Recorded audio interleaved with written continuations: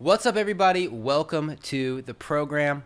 My name is Bon Jin, and today we are going to be talking about DeFi, the future or a fad. That's right, ladies and gentlemen. We are going to be talking about the hottest thing in technology right now, decentralized finance. I'm going to be explaining what it is, why it's important, why it could be important, why it could not be important, the pros and cons, what you can do with it, what others can do with it, and how it's going to affect our lives in the future. To get started, a little introduction about myself. If you don't know who I am, my name, whoops, lost my pen. My name is Bon Jin. It's kind of a weird name. Let me spell it out for you. B-O-N, Jin. I am a Web3 enthusiast, cryptocurrency advocate, and an educator. I basically make a living educating people on this wonderful technology, explaining how it's going to be implemented in society, how people can implement it into their business, whether it's even something they should be focusing on in the future. A lot of people say, oh, I got to get into blockchain and crypto, when they really don't need to. But it's important that they know why they might not need to or why they need to. So that's basically my job. I've been in the space for 5-6 years, basically just studying, making videos about what I've learned, educating people, trying to get them on the same page, because this is a really important technology. I think it has the potential to be as influential to society as the internet once it gets to where it needs to be. But right now we're in, I like to call the wild, wild west era of the technology. And there's just too much that can go wrong. There's too much that people don't know about it. A lot of people are implementing it when they really don't have to. A lot of money's being lost through hacks. A lot of people are losing money. A lot of people are losing money just because they don't know how to invest properly or what to invest in at all. So in this video, you're basically going to learn everything. You're going to learn everything I know, and you're going to basically become a DeFi master. A little bit about myself before we start, so that you know, I'm a legit cryptocurrency guy, educator. I have 95,000 followers on TikTok talking about crypto, blockchain, all that stuff. I have a YouTube channel. I'm building several crypto tools for Web3, not like coins or anything, but I have an online education course that teaches people who know nothing about Bitcoin all about Bitcoin in 10 days. bitcoinbrainiac.org, check that out. And a website where people can find Web3 employment. If you are a developer or a Web3 marketer or a blockchain guy and you're looking for a job, check out web3employee.io. That is a tool that I made to help people like you find work. Also, if you're building stuff and you want to look for the best talent in the industry, web3employee.io. There's not that many posts on it yet because I literally just launched it yesterday. So yeah, let's get into it. There's a lot to cover in today's video. I really don't want to go too fast because I don't want to skip over something important. I have some notes here that I'm going to be referencing throughout the course. So make sure you're taking notes, because this is going to be some very important stuff, and I'm going to be quizzing you after. So just kidding. Okay, let's hop on over to the iPad and let's get started. So today we're going to be talking about decentralized finance. I'm going to write it here. Decentralized finance. And you may know it by its nickname, DeFi. So that's what DeFi means, basically. Decentralized finance. So, what is decentralized finance? Well, it's basically the opposite of something called centralized finance. I'm just going to delete this D. And I'm just going to draw a C. CeFi. CeFi is something you're all familiar with. CeFi is basically what your bank is. So centralized here is the key word. Centralized meaning that there is an entity in charge of the finance that you are trading. So for example, this is Wells Fargo right here. Wells Fargo. Let's say this is you, and you want to take out a loan. So what you're going to do is you're going to go to Wells Fargo. You're going to be like, hey, sir or ma'am, can I have a loan, please? And they're going to be like, yes, you can have a loan, but you have to pay interest, right? And so what they're going to do is they're going to take money from someone else that's saving money, right? They're going to take their money, give them a little bit of interest, and they're going to give the money to you, and you're going to pay Wells Fargo a lot of interest, right? That's basically how banks work. They take your money, or they take someone else's money, and they give to someone, and that's basically how the American economy has worked for decades. So, what's the issue here? The issue here is that, let's do a different color. The issue here, not a huge issue, but it's an issue that people are concerned about. The issue here is that at the center of this is Wells Fargo, right? Centralized. And with all this going on, you also have, let's say, other people just banking, just doing regular banking stuff, whether they're like depositing funds, pulling out funds. At the end of the day, it's all centered around this guy right here, Wells Fargo. Centralized finance. So what were to happen if Wells Fargo were to be like, you know what? You all can go screw yourselves, right? We're going to take your money because it's our money at the end of the day, because really it's just numbers on a screen. Like, if you don't have your password, is it really your money, Also, screw these guys, especially screw this guy paying all this interest. And especially screw this guy paying all this interest, That's the power of centralized finance. The power is that you as a user have no power over your money. That is centralized finance. Decentralized finance is the opposite. Decentralized finance, I wonder if I can make a new layer here. Decentralized finance is, let me draw a web here. So there's all these entities here. We can call them nodes, right? Nodes or computers, but a lot of people refer to them as nodes. Nodes are basically what this guy right here was, Wells Fargo.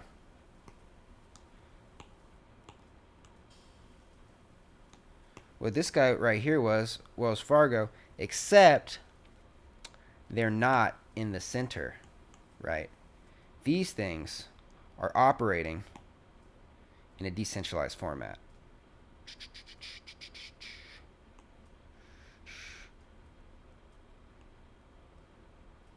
Decentralized meaning there is no center.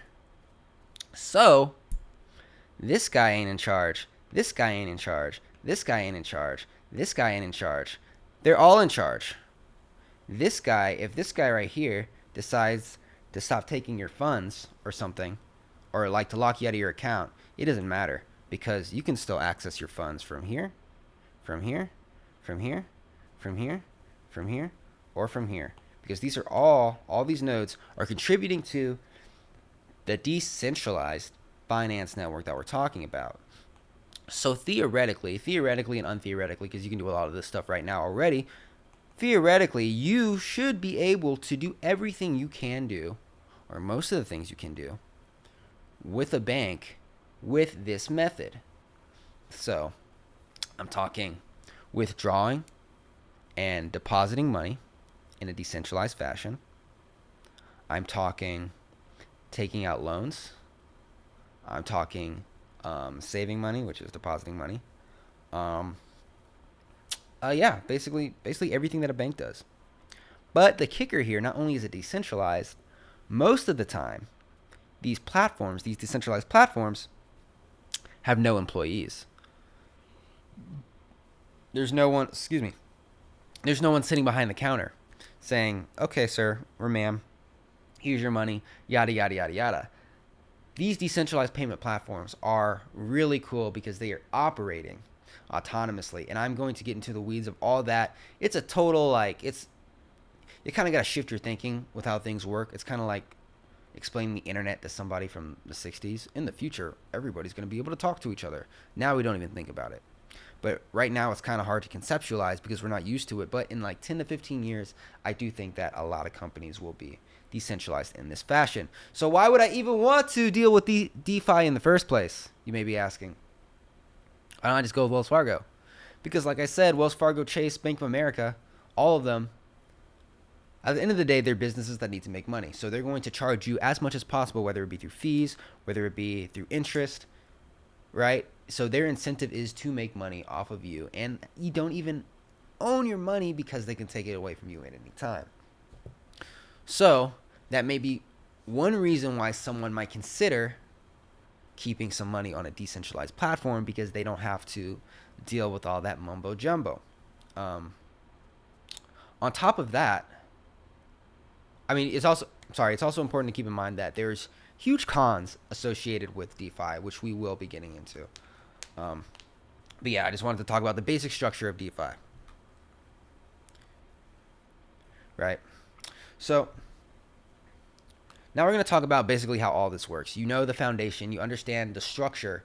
Now we're going to talk about exactly like what is going on to make this possible, the building blocks of decentralized finance. Of course, my pen isn't working, because why would it?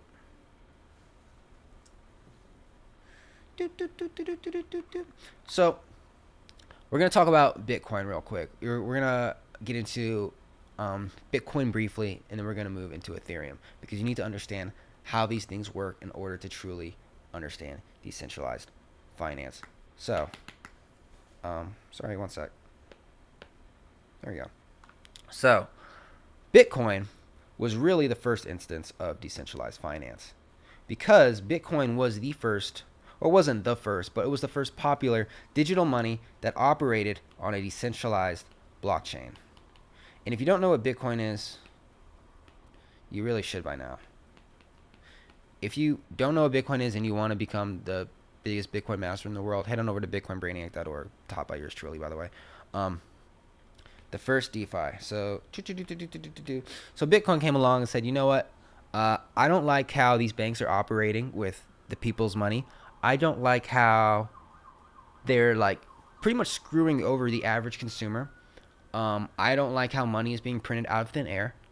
We're going to fix all that with this thing called Bitcoin, built on a decentralized blockchain that is controlled by nobody, that is run all over the world, that allows people to hold money online without an identity, without a bank, without an ID, social security number, so stuff like that. So Bitcoin really came through and really changed the game, right?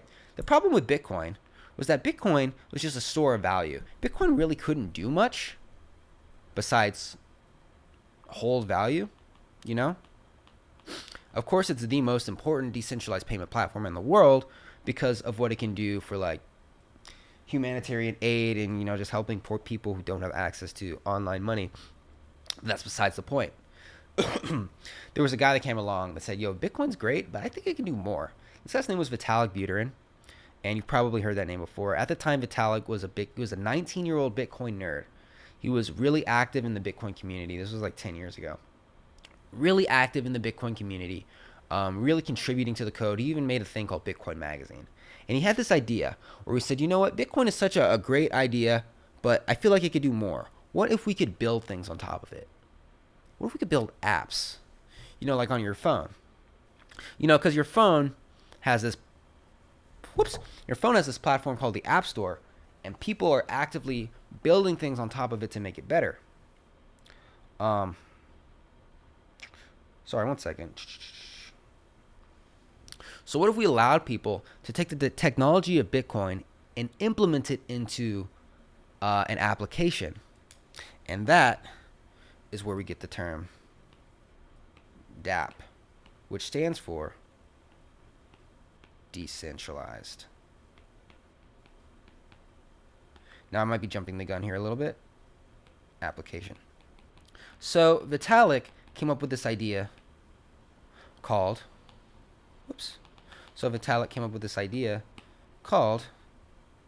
change the color here, Ethereum. Yay! Ethereum. Now, this is where a lot of people get confused. A lot of people don't know this. And when I tell them, this really blows their mind. But this is really something that a lot of people should know if they're trying to get into the cryptocurrency space. Because if you don't know this, it's going to be bad when you talk to somebody who does know what's going on. So first of all, Ethereum is not just a currency like Bitcoin. Ethereum, like I said earlier, is a platform. The blockchain is a platform that Vitalik made because he was like, I think Bitcoin should do more. And the currency traded on top of that platform is ETH. So think of Ethereum like the foundation and ETH like the currency you trade on. So Ethereum made this programmable type money called the smart contract, right? I'll write this right here. Smart contract. Smart contract, which basically allows ETH to accomplish a task once certain conditions have been met. So for example, the easiest example I like to use when talking about Ethereum is, let's say we made a bet, you and I made a bet that the Lakers were going to win the championship this year. I bet you $100. The Lakers don't win the championship. I don't have $100 and I skip town. You never see me again. If we had made that bet on Ethereum in the form of a smart contract and we put into the conditions that once so-and-so wins the game, this person needs to be paid. As soon as the Lakers lose, as soon as they're out of the tournament, that money, that Ethereum, the ETH is being taken from my wallet automatically and being put into my buddy's wallet, right? And that's happening on a decentralized platform, meaning Wells Fargo is in the middle facilitating this. Chase isn't in the middle facilitating this. Cash App is not in the middle. PayPal is not in the middle facilitating this. This is happening, guys, on a decentralized platform. So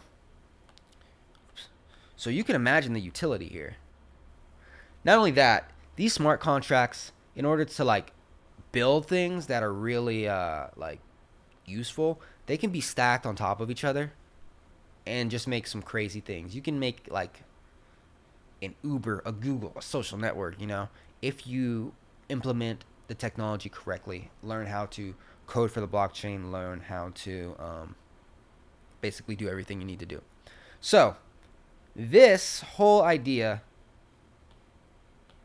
is called not only DeFi, but on a broader spectrum, this idea is known as Web3. The decentralized internet is Web3 because people recognize that you can take this infrastructure, this decentralized backend infrastructure, and you can build a whole new internet on top of it. Because right now, we live in the world of Web 2.0, which basically at the end of the day is this model, the centralized Wells Fargo model, except Wells Fargo isn't at the center here. It's Amazon Web Services or Microsoft or Google that house the servers that most of the internet is on. So at the end of the day, they have control. But with Web3, the control is in the hands of the user. So now you know what Web3 is. Okay, so moving back to DeFi. DeFi is just like a section of Web3.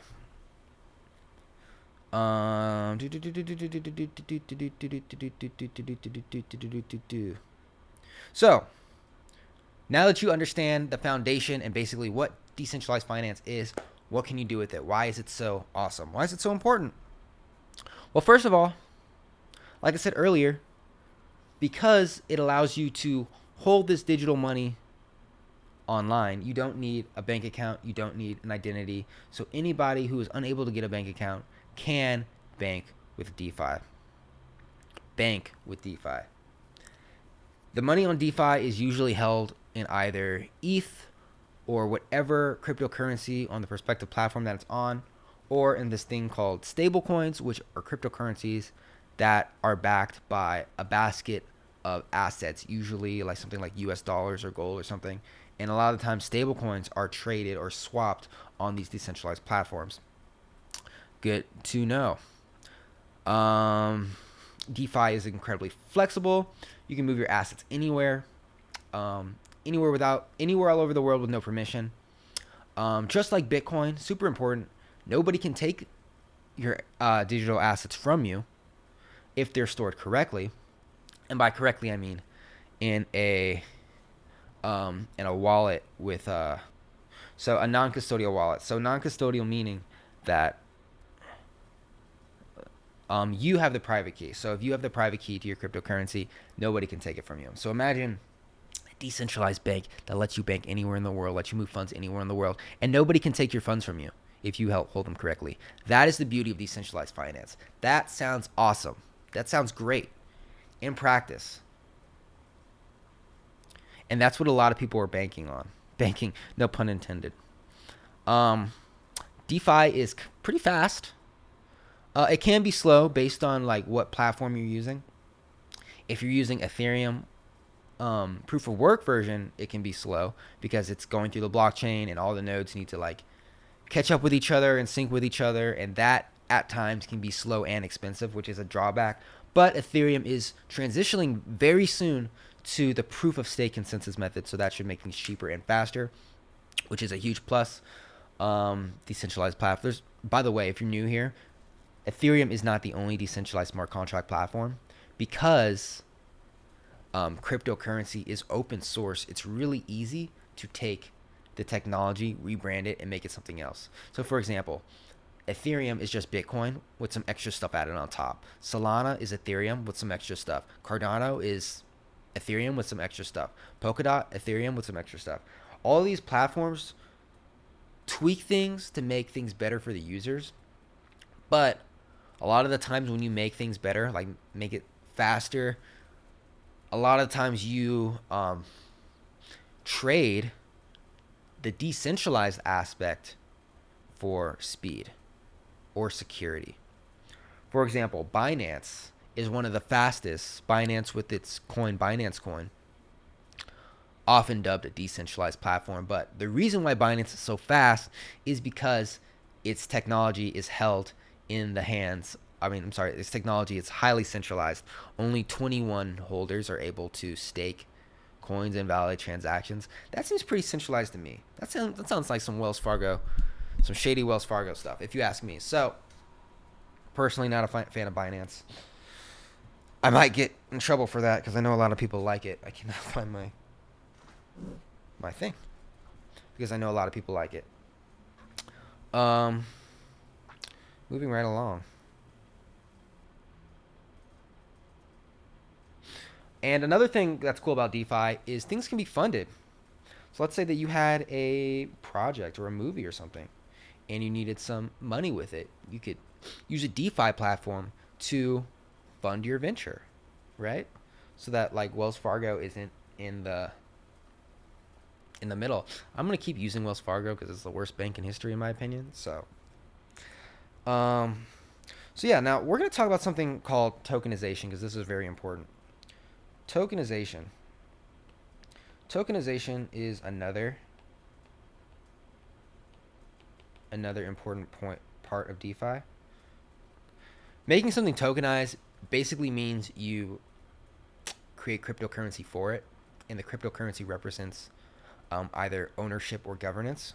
So, for example, if I made a movie, I don't know how to draw a movie thing. If I made a movie and I needed funding for it, I could tokenize the movie, right? So let's say I made 100 coins of Bond the movie only in theaters, and I sold 30% of the coins, right, for $100 each, right? $100, and I was able to raise 30 grand, right? If this math is off, please don't judge me. But let's say I raised 30 grand for my movie. Now, 30% of the movie usually is owned by someone else. So if my movie becomes the next Pulp Fiction, then the coins that people bought will rise in value. And ideally, like the stock market, if something becomes the next Pulp Fiction, people are going to want to own a piece of it. So let's say that somebody came along and was like, yo, this movie is ballin'. I love it. I want to buy 30% of the movie and I want to own it and I want to like generate revenue from my ownership. And somebody bought the 30% of the coins from the people that bought it previously, thus raising the price, thus making the value of the money even more. It's basically like investing in a company, funding a company. But this allows anybody to do it. You don't need to be an accredited investor. You don't need to have a social security number.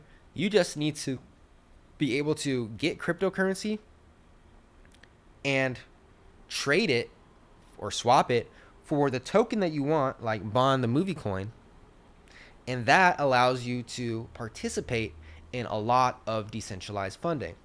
So things like this are very important because I believe that things like this are going to touch a lot of industries. It's going to be huge for investing. It's going to be huge for the development of the next stages of society in terms of venture capital. A lot of money is going to be flowing in and out through decentralized finance, right? And it's going to give a lot of people the opportunity to invest in something that they weren't able to invest in previously. Awesome. Beautiful. Moving right along. Actually running a little bit behind schedule. I was a little afraid that I wasn't going to have like enough material, but we're doing great. Now we're going to talk about the layers, the infrastructure of decentralized finance. This is where you really want to take some notes because once you get this, I swear, you're going to be the smartest person in the world. So these are the layers of decentralized finance. This is basically how the system works. You understand the tech, you understand the tech, you understand why it's important, you understand what it can do for the world, but you understand like the juice, the meat of it. So let's get into it. The first thing we're going to talk about is the settlement layer. The settlement layer is going to be at the bottom here. Let's go to the settlement layer. This is where the blockchain lies. So we'll put blockchain / Ethereum. This is the foundation. These are the bones of the decentralized platform that you are basically operating on. This keeps it decentralized so we don't have to hit up Wells Fargo for money, right? So there's the blockchain. And on top of that, we have something called the asset layer. The asset layer, that was loud. The asset layer is where you actually hold your ETH and your coins. So the ETH and the coins actually, ETH will actually sit in between here. And on top of that, you have your things like your ERC20 tokens, NFTs. Yeah, that's basically where like the currency of the blockchain sits on the asset layer. ERC20 tokens, I'm going to cover this real quick. An ERC20 token is an Ethereum token that is branded as something else. So back in the day, people were making all kinds of coins because it was easy, but they were like all over the place in terms of like the technical backend that a lot of coins didn't work with a lot of things. So the Ethereum Foundation came up with this thing called ERC20. They were like, hey, basically we're going to give you the technical foundation to create your own coin. So think of it like how the Apple App Store gives developers tools in order to make the app work on the App Store and kind of make everything look the same and like basically have the smart contract in the background like look the same as everything else on Ethereum. So that's what an ERC20 token is. When you see something that says ERC20, like Shiba Inu token or something, it is on the Ethereum blockchain. And then an NFT, you know what an NFT is because, duh, an NFT is a non-fungible token. A lot of them are on the Ethereum blockchain. And ERC20 tokens and NFTs are going to be traded a lot online. Okay, on top of that, we have something called the protocol layer. The protocol layer. The protocol layer is basically where the front-facing, user-facing interface is. The landing page. Sorry, this is really messy. The website. Basically, the what the user sees that allows them to interact with the asset layer and the settlement layer. So they don't have to like bust out some computer code. On the protocol layer, this is where you manage your assets. This is where you do your lending. This is where you do your exchanging. This is basically where the juice happens. And actually, I kind of messed up. On top of that, so the protocol layer. Okay, I messed up. The landing page and the website go on the application layer. There we go. That's so messy. They go in the application layer. So I'm going to go ahead and delete this. Okay. Website / lending.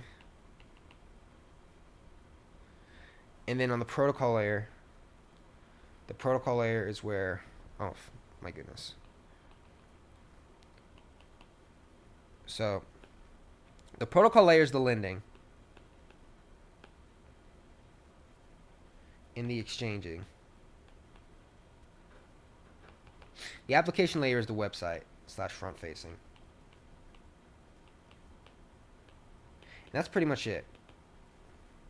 So, and then you get something called the aggregation layer on top. And that basically makes sure that everything in the application layer is like where it's supposed to be. It was basically the organizer, making everything pretty. So, to review, blockchain layer, base layer, has to be decentralized, has to be open so that people can refer to it and make sure that nothing shady is going on. Remember, if your blockchain is private, it's hosted on AWS. I'm sorry, I don't make the rules. If it is private, if you were operating on a private blockchain, you were operating in the world of Web 2.0. Okay? I don't make the rules. You know, a lot of people, I'm just going to go off on a tangent real quick. A lot of people don't understand that the decentralized open aspect of the blockchain is the most important part of Web3. You could literally have all of this. All of it. Right? But if this down here isn't open or decentralized, you're looking at Web 2.0, my friends. I'm sorry. I don't care how cool it is. I don't care how many people are in your Discord. If the blockchain isn't built on something open or decentralized, it's Web 2.0. It has to be open and decentralized. It has to be open and decentralized. It has to be open and decentralized. I'm tired of going to Web3 NFT crypto conferences and people telling me that they're building things. What blockchain is it on? Oh, it's on my own private blockchain that I made. Then get out of my face. Like, you don't even... Bro, like, go work at Apple, dog. Go work for somebody that's not taking Web3 seriously. I'm sorry for getting emotional, but it's kind of frustrating when you're in an industry and half the people you interact with don't know, or they're just, you can tell they're just there for the money. Because if you don't understand the core technology, then what are we even doing here? Okay, so we got the settlement layer, and then we got the assets, the ETH, the ERC20 tokens, the NFTs. And the protocol, that's where the lending and exchanging is going, and then the aggregation basically organizes everything. All this is happening on, once again, the decentralized blockchain layer. If your blockchain is private, sorry, buddy, you're dealing with this over here. Beautiful. Awesome. You were already smarter than you were 30 minutes ago. All right. Moving on. So now we're going to go ahead and talk about... I'm going to go ahead and put this on. Whoops. It should definitely be on Do Not Disturb. So now we're going to go ahead and talk about... So we already talked about dApps, right? Decentralized applications. Those are built on the protocol layer and the application layer, like we talked about. Now we're going to talk about DAOs. So a DAO, you've probably heard that term before, DAO. A DAO is a decentralized, autonomous organization.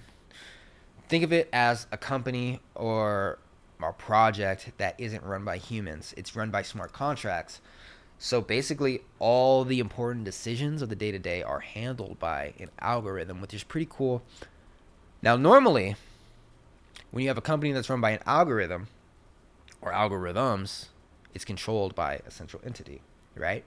TikTok probably has one of the best algorithms for what it is meant to do ever. If TikTok's job is to keep you engaged on content, keep you in the app by showing you what you want to see, it is the best in its class at learning what you like and then curating your feed to see what you want so you stay longer and it gets more money. So think about that. I'm sorry, why did I mention TikTok?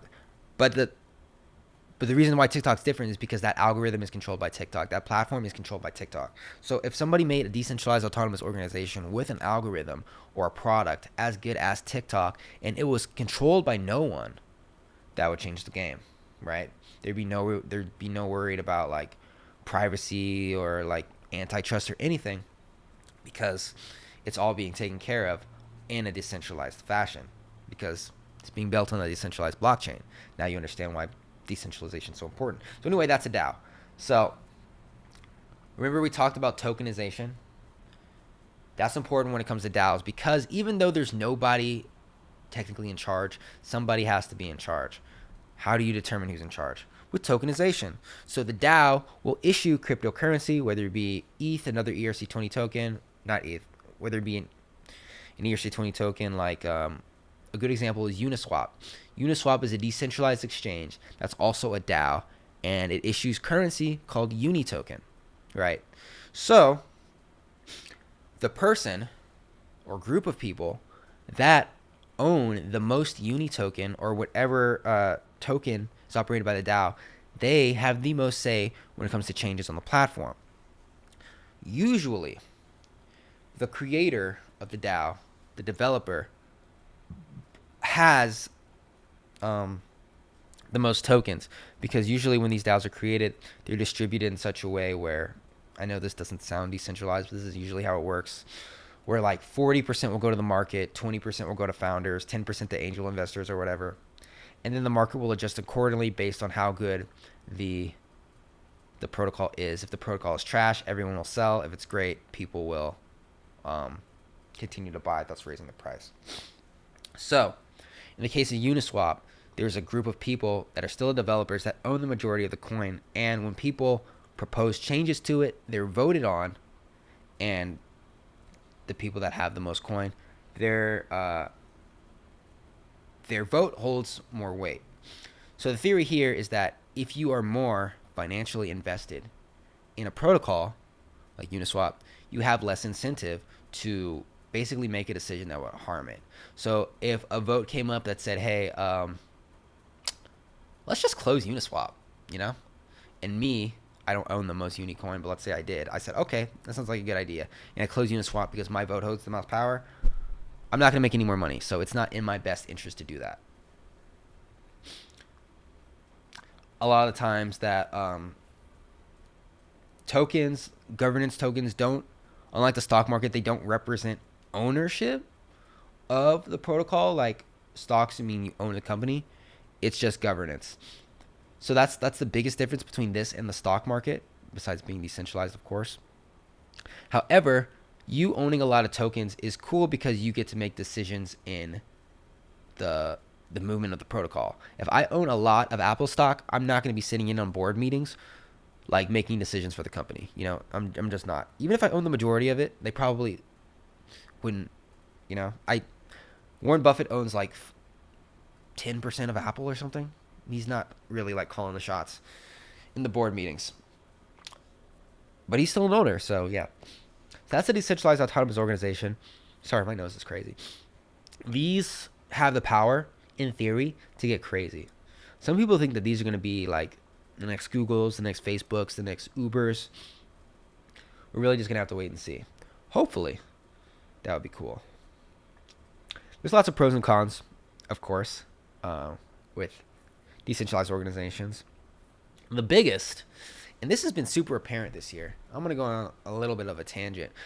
The biggest is the hacks.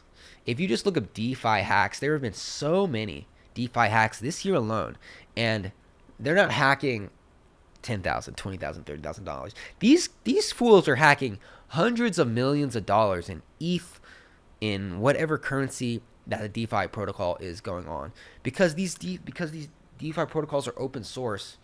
Really skilled programmers are able to find holes in the source code and really manipulate and exploit a lot of these protocols. And a lot of people, everyday Joes like you and me, are losing a lot of their cryptocurrency because they are basically putting all their trust in these DeFi protocols.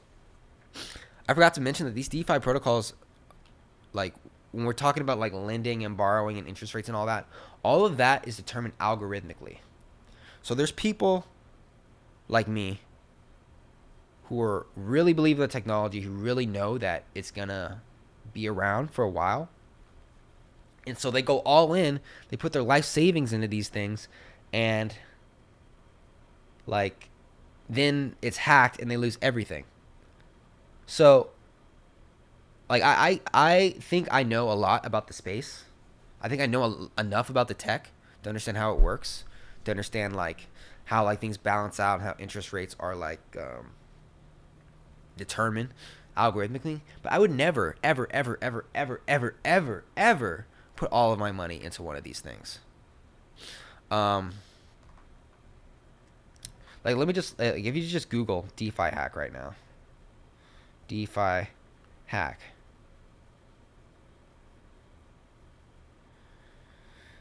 $13 biggest DeFi hacks. Like, there's a lot. V Finance, summer 2021. $300 million. Oh, I'm sorry. 35 million gone. Meerkat Finance, 31 million lost. There's a Bunny exploit. This thing called Bunny. This DeFi protocol called Bunny. 45 million. Bye bye. Badger DAO. 120 million. Cream Finance. 130 million. Play to earn games, which is like playing video games and you earn cryptocurrency in exchange. These play to earn games are crazy. They get destroyed. 182 million for Beanstalk. So you get the idea. Do not put all your money in the decentralized finance protocol. Do not put all your money in the decentralized finance protocol. Do not do that. When I read stories about someone say, yo, I lost $400,000, my life savings, my family is going to starve now, I feel bad. I feel sad. But also, why would you do that? Like, yeah, banks suck, but they're not getting hacked for $300 million over and over and over and over again, you know? So maybe, you know, spread out your assets in one basket. Luckily for you, you're taking this class so you understand, like, what to do and what not to do. By the way, this isn't financial advice. If you want to do that, if you want to put all your money into that, go for it. You have some skin in the game, but me personally, I'm not going to do that. Most of the time, these funds are unrecovered. This money is gone forever. Even though it's on the blockchain and you can see which wallet it goes to, like, because it's anonymous, it's kind of difficult to find where the money goes. And it just sits there, you know? People, there's these things called white hat hackers, which are like ethical hackers that have the knowledge on how to hack, and they'll try to get the money back and return to the protocol. That sometimes happens. The only way to really deal with this, I feel, is the dreaded R word, regulation. Get the government involved, which I know goes against the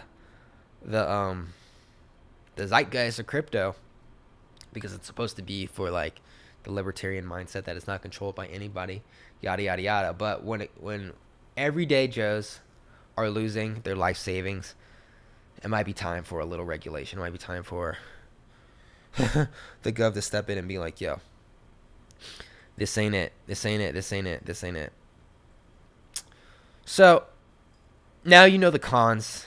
The cons of I skipped a portion. So those are the cons of DeFi. I didn't really talk about what you can do, like the biggest things you can do. You can lend out your crypto on DeFi. You can get a loan. You can obtain a loan instantly without filing paperwork.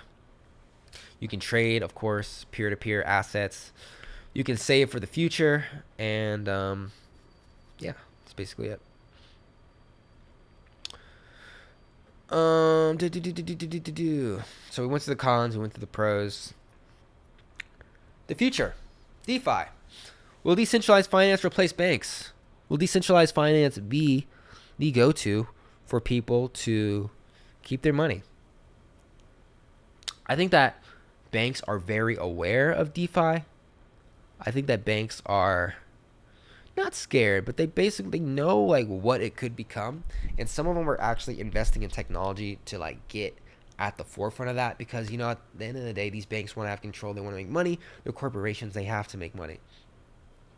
So they're very aware. I don't know if they're scared, because right now, like I said, DeFi is still super duper shaky. It's still super duper like not secure.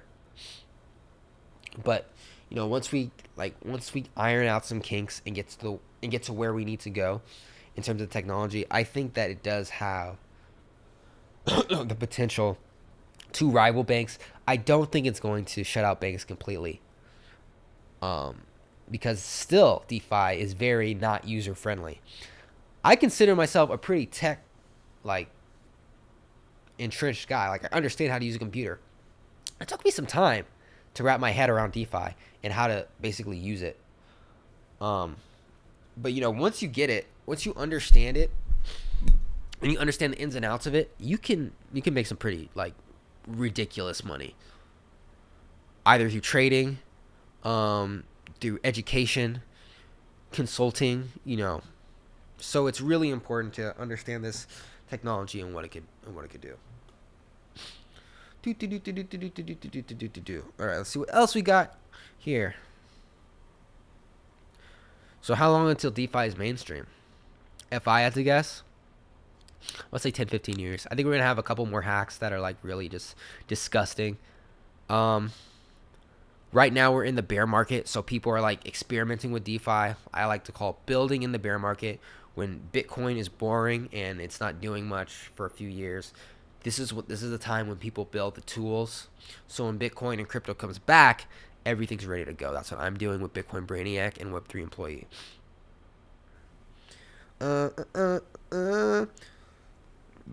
Excuse me. Will DeFi fall through? Oops. It could. It depends on a couple things. First of all, if the government made something like stablecoins illegal, DeFi would have a hard time like moving to the masses. If hacks continue, I still think people will use it, but like it won't be as popular as it could possibly become. But I do think, me personally, I do think DeFi will have a significant role in our lives in the future. I think a lot of people will be getting loans from DeFi, earning interest from DeFi, keeping a portion of their wealth in DeFi. Yeah. So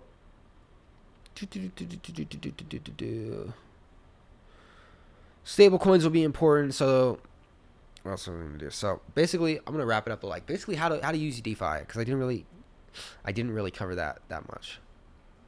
How to interact with a DeFi. First, you need a non-custodial wallet, something like MetaMask or Coinbase, right?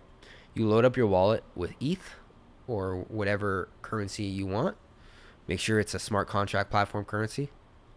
Otherwise, because Bitcoin, you're not going to be able to like do what you got to do. ETH, Sol, DOT, ADA, and then you connect it to a decentralized payment protocol, something like Uniswap. You could tell if something is a decentralized protocol because there's usually a button that says connect in the corner, and you do that and you link your wallet with the protocol, and with that you are able to swap currencies. So I can swap ETH for Uni, and then and use the Uni to interact with like a bunch of different stuff. Swapping usually has a transaction fee called a gas fee on Ethereum, or just a transaction fee on other things. Yeah, so it's important to have a non-custodial wallet. I recommend MetaMask. Coinbase wallet's also good. And yeah, that's just want to make sure I got everything. Explain. So yeah, to reiterate, DeFi is everything that a bank can do, but it's decentralized. You now know the foundation of it, the technology of it. You can now make the decision for yourself which DeFi protocols are worth investing in, whether or not DeFi is going to be around long enough.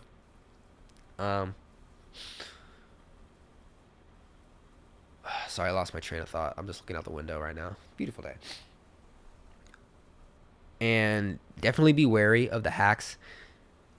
Keep in mind how much money is being lost in these protocols, and do your best to educate people, because it's still a very dangerous space. There's a lot of money to be made, but there's equally as much money to be lost, and that stings 10 times as much.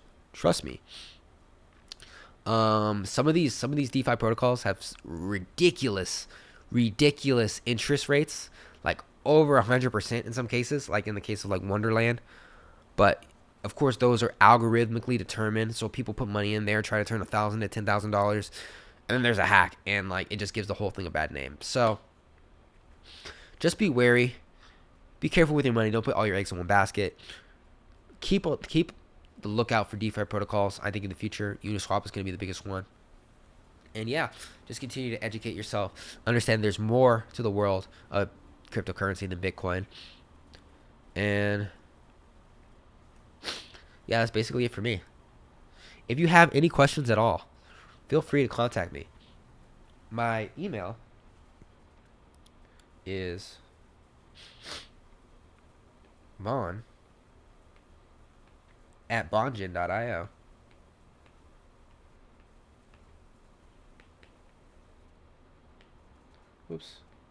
.io. Website is bongen.io. My name on everything is Bongen. You can find me literally on everything. And I also have bitcoinbrainiac.org. If you want to learn about Bitcoin, become a Bitcoin master in 10 days or less. And if you want a Web3 job, Web3 employee.io. Whoops. So yeah, congratulations. You know as much about DeFi as me. So take your notes, go make some content, go make some TikToks, some YouTube videos, write a book, do something. Spread this knowledge out to the world, because everybody needs to know it. It's important. It's the future. My name is Bongen. I had a great time teaching you today, and I'll see you in the next class. Thanks for watching. I love you. Peace out.